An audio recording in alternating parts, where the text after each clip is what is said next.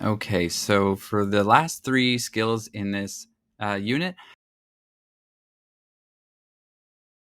we're going to locate and remove hidden properties and personal information, locate and correct accessibility issues, and then we're also going to locate and correct compatibility issues. So the first one there, this skill is interesting because if you've taken a PowerPoint, Word, and Excel exam, this skill could be on all of them. So and most likely will be. So if you know how to do this skill, you kind of have a easy mark for all of those exams. So the way you do that in either PowerPoint, Word, or Excel, it's the same way. You would complete the task here. Click on the File tab. So we click on the File tab, and then in the Info tab here, we're going to check for issues. So all 3 of these skills can be found here. The first one is inspect the document for hidden properties or personal information. So we'll click on that, and we'll say yes, we would like them to start looking at that. Okay, so now this comes up, and you just have to make sure that this one is checked. If the other ones are checked, that's fine. Just leave them like that. And then we'll click inspect. And then for this section, it does tell you that, okay, some document properties like the document properties and the name of the author are visible. Would you like us to remove that? So we're just going to click remove all. And then once it says it's been removed, we can now close this and we've completed that type of task.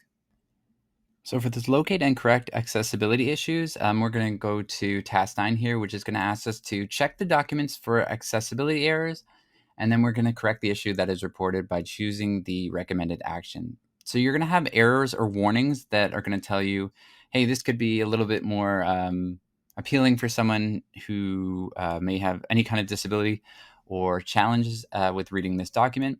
So let's take a look at what we could do to improve this document for accessibility. So to do that, you would click the File tab and then go to the Info tab and again, check for issues and then click Check Accessibility. And then this one is telling us that we need to add some style to that table to make it really stand out from the rest of the document. So it's telling us, hey, add some style to it, add a color or something like that. Might be more visually appealing that way. So let's choose, you could choose any table style as long as you add a table style. It might also do something like, oh,